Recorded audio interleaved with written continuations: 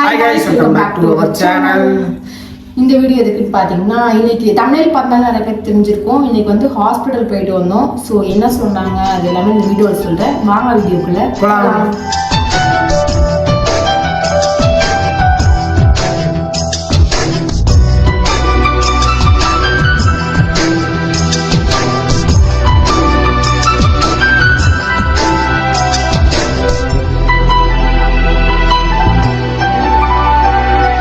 அதாவது பிளாக் எடுக்க வேணாம் அப்படின்ற ஒரு மைண்ட் செட்டில் தான் போனோம். இருந்தாலும் பரவாயில்ல அப்படின்னு சொல்லிட்டு ஒரு 2-3 கிளிப்பிங்ஸ் மட்டும் எடுத்து வச்சுருந்தோம்.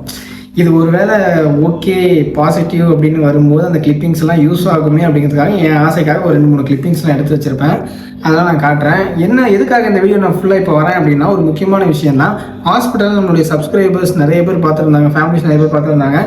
அப்படி பார்க்கும்போது அவங்க மைண்ட் செட் என்ன ஆயிடுச்சு அப்படின்னா, இந்த 2 பேர் ஃபஸ்ட்டு வந்து ஹாஸ்பிட்டல் நிற்கிறோம் அப்படின்னாலே ஃபஸ்ட்டு வந்து என்னாச்சு, ஏன் இங்கே நிற்கிறீங்க அப்படின்னு சொல்லி கேட்டாங்க. நார்மலாக நான் சொன்ன இந்த மாதிரி இல்லை சாருக்கு செக்கப் வந்திருக்கேன்.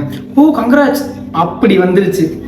அதாவது என்ன செக்கப் ஏன் எதுவுமே கேட்கல, எடுத்துனே கங்க்ராட்ஸ் அப்படின்ட்டீங்க. எங்கேயுமே சொல்ல முடியல. நாங்களும் சிரிச்சுக்கிட்டே அமைதியாக வந்துட்டோம். நாங்கள் டக்குனு எதுவும் சொல்ல முடியலன்னு சொல்லிட்டு நாட்டும் அதை எப்படி சொல்கிறது, அந்த ஹாஸ்பிட்டலை விட்டு வெளில வந்த கொஞ்ச நேரத்துலேயே மெசேஜ் பார்த்தீங்கன்னா நம்ம இன்ஸ்டாவில் ரெக்வஸ்ட்டில் பார்த்தீங்கன்னு வச்சுக்கோங்க, அக்கா நீங்கள் ப்ரெக்னென்ட் ஆகிட்டீங்களா, அந்த ஹாஸ்பிட்டல் தான் எங்கள் அக்கா வேலை செய்கிறாங்க, அவங்க சொன்னாங்க அப்படியெல்லாம் வந்துருச்சு. ஸோ இது வந்து ஃபேக் நியூஸாக ஸ்ப்ரெட் பண்ண வேணாம். என்னங்க அதை நான் டீட்டெயில்ஸாகவே சொல்லிக்கிறேன். இந்த ஹாஸ்பிட்டல் நம்ம திருப்பூர் புது பஸ் ஸ்டாண்ட் பக்கத்தில் இருக்குது, ஸ்ரீ குமரன் ஹாஸ்பிட்டல்னு சொல்லிட்டு. நாங்கள் விளாக் எடுக்கிற மைண்ட் செட்டில் சும்மா 2-3 கிளிப்பிங்ஸ் தான் எடுத்திருப்போம். போனோடனே சாருக்கு வந்து டாக்டரை பார்த்துட்டு யூரின் டெஸ்ட் மட்டும் எடுக்க சொல்லியிருந்தாங்க. ஸோ அதுக்காக வெயிட் பண்ணிக்கிட்டு இருக்கும்போது எடுத்த கிளிப்பிங்ஸ் தான் இது.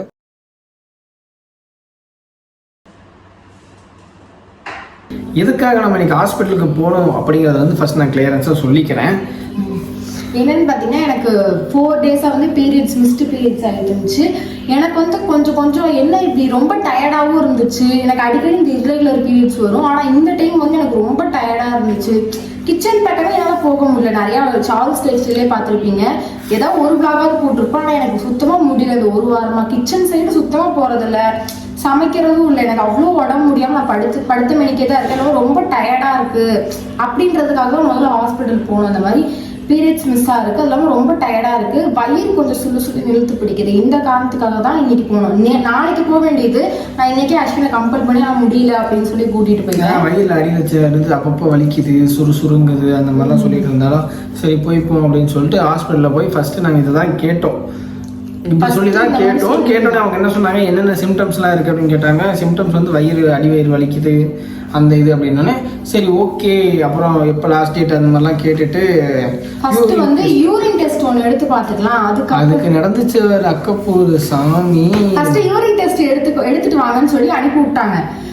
நான் அப்புறம் அவங்களும் நம்மளோட சப்ஸ்கிரைபர் தான், அவங்க நம்ம எடுக்கிறவங்களுக்கு நம்ம சப்ஸ்கிரைபர் தான். எடுக்கிறவங்களா ஆமாம், செக் பண்ணுறவங்க வந்து நம்மளோட சப்ஸ்கிரைபர். ஸோ அவங்களும் வந்து இந்த மாதிரி வேணும் அப்படின்னு சொல்லி பாட்டில் கொடுத்துட்டாங்க.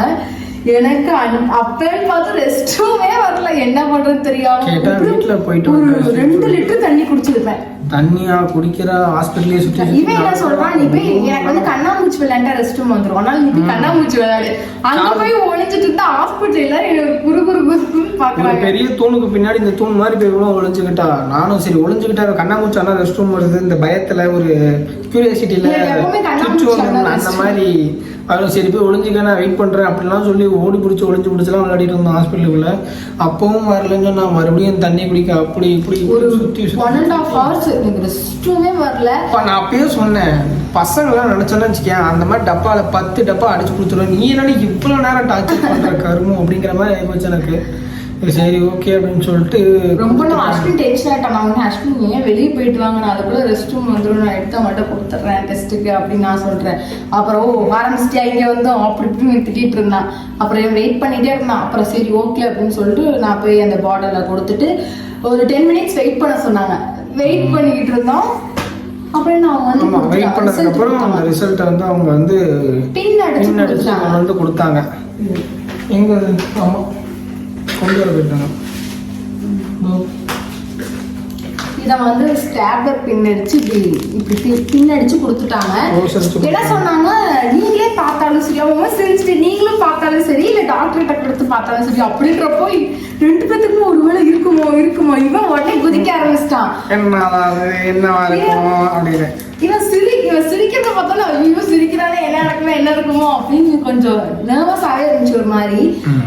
அதே மாதிரி டாக்டர் கிட்ட கொண்டு போய் கொடுக்கும்போது அவங்க என்ன சொன்னாங்கன்னா, என்னது நீங்க இதை ஓபன் பண்ணி பார்க்கலையா, ஃபர்ஸ்ட் போங்க ரெஸ்ட் ரூம் போய் ஓபன் பண்ணி ஃபர்ஸ்ட் பாருங்க அப்படின்ட்டாங்க. எதுக்குடா இதுக்கு ரெஸ்ட் ரூம் போகணும் அப்படிங்கிற ஒரு மைண்ட் செட், இதை எப்படி ஓபன் பண்ணி பார்க்கலாமே அப்படின்னு போய் பாருங்க, அப்புறம் நர்ஸை கூப்பிட்டு அவங்களுக்கு ஃபுல்லா எக்ஸ்பிளைன் பண்ணுங்க அப்படின்னாங்களா.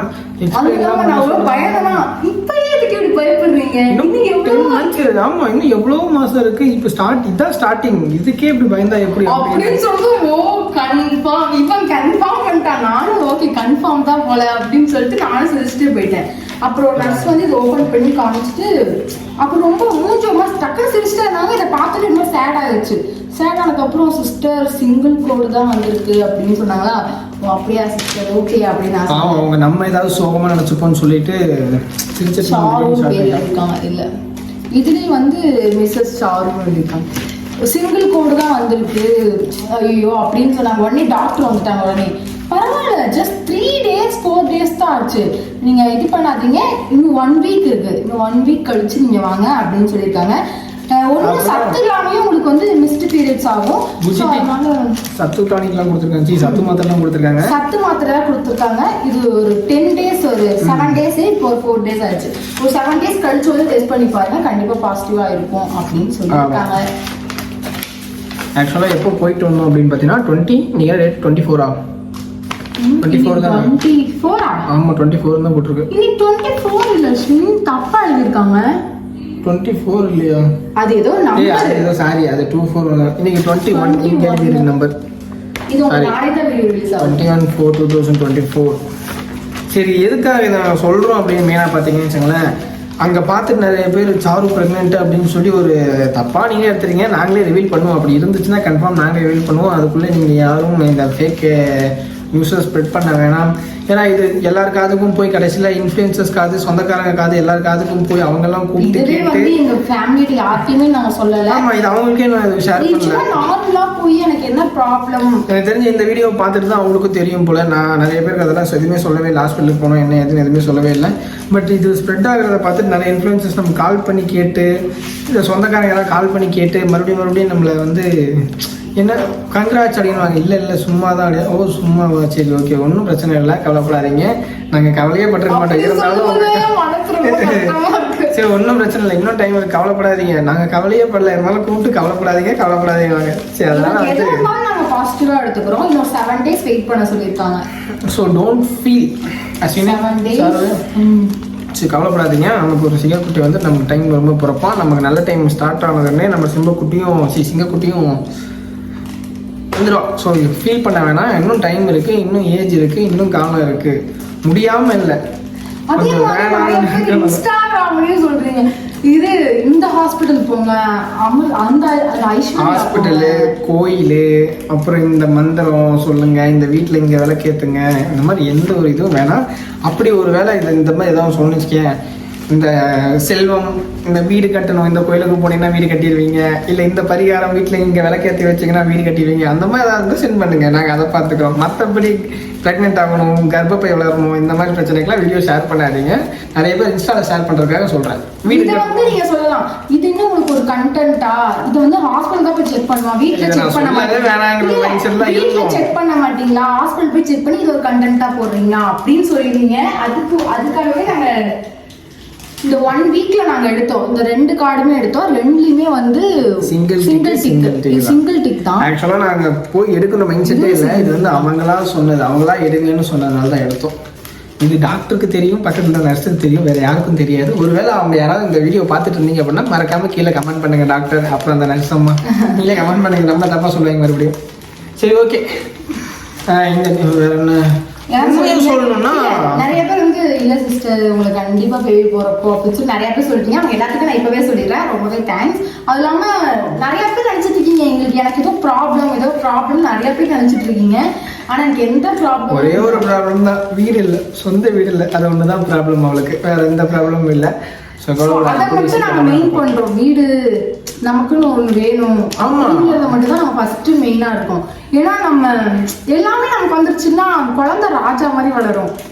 நம்மளும் இதே நிலைமையில குழந்தையும் இதே நிலைமையில இருந்தா ரொம்ப கஷ்டமா இருக்கும். குழந்தைய வந்து ரொம்ப சீனை போட்டு மாசாவே வளர்க்கணும் பணக்காரங்க அப்படிலாம் இல்லை, அவனுக்கும் கஷ்டத்தெல்லாம் காட்டுவோம். இருந்தாலும் நாங்கள் வந்து எப்படி சொல்றது, இந்த பழமொழி இருக்குல்ல, ஏழையா பிறக்கிறதும் தப்பு இல்லை ஆனால் ஏழையா சாவறதும் தப்பு. அந்த மாதிரி 2 பேரும் பிறக்கும் போது ஏழையா கூட பிறந்திருப்போம், ஆனால் ஏழையா சாவக்கூடாதுல்ல. அதுக்காக நாங்கள் வந்து ஏதோ ஒரு முயற்சி பண்ணி 20 வயசில் ஒரு பொண்ணோ இல்லை 25 வயசில் ஒரு பையனோ சொந்தமாக ஏதாவது ஒரு இடத்துல ஸ்டெடியாக நின்றுட்டாங்க அப்படின்னா அதுவே ஒரு நல்ல பேர் தான். நம்மளை மாதிரி லவ் மேரேஜ் பண்ணுறவங்க இல்லை பண்ணணும்னு நினைக்கிறதுன்னு சொல்லி நான் யாரையும் நான் வந்து குளில தள்ள விரும்பலை. ஒரு வேளை பண்ணவங்களுக்கெல்லாம் நம்ம ஒரு மோட்டிவேஷனாக இருக்கலாம். கண்டிப்பாக முடியும், யாராலையும் சாதிக்க முடியும். நம்ம நிறைய பேர் வந்து பின்னாடி முதுகில் குத்தி தள்ளி விட்டு அசிங்கப்படுத்தி நிறைய பண்ணியிருப்பாங்க. அவங்க முன்னாடி வாழ்ந்து காட்டணும் அப்படின்னா நம்ம ஒரு கெத்தாக ஒரு பேரும் நிற்கணும்ல. ஸோ அதுக்காக தான் நாங்கள் ட்ரை பண்ணிக்கிட்டு இருக்கோம். அதுக்கு நடுவில் இந்த மாதிரி குழந்தை இந்த விஷயம்லாம் வந்து வீட்டுக்கான குழந்தையை தள்ளி போடலை. குழந்தை வந்து எப்போ வந்தாலும் வரட்டும் அப்படின்ற மைண்ட் செட் தான் இருக்கு. அது இல்லாமல் ஃபர்ஸ்ட் அது பிறக்கிறக்குள்ள ஏதோ ஒன்று செட்டில் ஆயிடணும், அந்த மாதிரி ஏதாவது இருக்கும். குழந்தை பிறக்கிறதுக்குள்ள ஏதாவது ஒன்று செட்டில் ஆயிடணுங்கிற ஒரு ஆசை, அவ்வளோதான். ஒரு பேராசைன்னு கூட வச்சுக்கலாம். அந்த பேராசை தான், மற்றபடி வேற ஒன்றும் ஓடிட்டு இருக்கோன்னே சொல்லலாம். அதுக்காக மட்டும்தான் ஓடிக்கிட்டு இருக்கோம், வேற ஒன்றும் இல்லை. எங்களோட சந்தோஷத்துக்காக அதுக்காகலாம் ஒன்றும் இல்லை. எங்களுக்கு பிறக்கிற குழந்தை அது சந்தோஷமா இருக்கும், எந்த ஒரு குறையும் இல்லாம. நாங்க நிறைய கஷ்டப்பட்டு வந்துட்டோம், குழந்தை கஷ்டப்படக்கூடாதுன்னு நினைக்கிறோம். இப்போ வரைக்கும் அப்பா அம்மா உதவி இல்லாம ஒரு பையனாவோ இல்லை ஒரு பொண்ணாவோ இது வரைக்கும் சொந்தமா வீடு கட்டி நானும் என் ஃப்ரெண்ட்ஸ் இருக்குல்ல யாரையுமே எதுக்கும் கேள்விப்படலை. ஃபர்ஸ்டா நான் இருக்கணும்னு ஆசைப்படுறேன். தனியா இருந்தோம், தனியா இது பண்றோம், தனியா வளர்றோம். ஸோ தனியாவே எல்லாமே இன்னும் பண்ணணும்னு எங்களுக்கு உண்மை அதுதான். இது வரைக்கும் நான் அந்த மாதிரி கேள்விப்படல. நிறைய பேர் எப்படி சொல்றது, ஃபாரினுக்கு போய் காசு சம்பாதிச்சு திரும்ப இங்கே வந்து வீடு கட்டுறது அப்படி இருப்பாங்க. அவங்களுக்கு அண்ணன் தம்பிங்க ஃபேமிலிலாம் இருக்காங்க. ஸோ நிறைய பேர் இருக்காங்க. இந்த மாதிரி சோலோவாக யாராவது பண்ணாங்க அப்படின்னு கேட்டால் இது வரைக்கும் என் ஃப்ரெண்ட்ஸ் சர்க்கிளில் யாரும் நான் பார்க்கல, எதுவும் தெரியல. ஸோ உங்களுக்கு அந்த மாதிரி யாராவது தெரிஞ்சாங்க, ஏதாவது நல்ல ஒரு மோட்டிவேஷனாக ஒரு பர்சன் இருந்தாங்கன்னா உங்கள் பர்சன் பேரை மறக்காமல் கமெண்ட் பண்ணுங்கள், நாங்கள் பார்க்குறோம். ஸோ இந்த வீடியோ பிடிச்சிருந்துச்சு அப்புறம் புரிஞ்சிருந்துச்சு அப்படின்னா மறக்காமல் லைக் பண்ணுங்கள், கமெண்ட் பண்ணுங்கள், ஷேர் பண்ணுங்கள். நம்ம சேனல் யாராவது சப்ஸ்கிரைப் பண்ணாமல் சப்ஸ்கிரைப் பண்ணிக்கோங்க, பெல் ஐக்கான் ஆட வச்சுக்கோங்க. அப்போ தான் நாங்கள் போகிற இன்ட்ரெஸ்டிங்கான வீடியோஸ் நோட்டிஃபிகேஷன் வரும். இதை நான் சொல்லிடுறேன், இது வந்து கண்டென்ட் இல்லை. ஹாஸ்பிட்டலில் வந்து நிறைய பேர் நம்மளை பார்த்து எல்லாம் சொல்லதான் இது நாங்கள் நினைச்சோம். ஆனால் ஹாஸ்பிட்டல் நிறைய பேர் நம்மள்கிட்ட கேட்கறது இதெல்லாம் வந்து நேரில் சொல்ல முடியல. அதான் அந்த வீடியோவாக சொல்கிறோம். அது கண்டென்ட்லாம் இல்லை, இது கண்டென்ட் இல்லை தான். நம்ம சொல்லி புரிய வைக்க வேணாம், உங்களுக்கே புரிஞ்சிருக்கணும் நம்ம ஃபேமிலிஸ்க்கு. ஸோ எப்போவுமே எங்கள் லட்சியம் உங்கள் கையில். பாய்.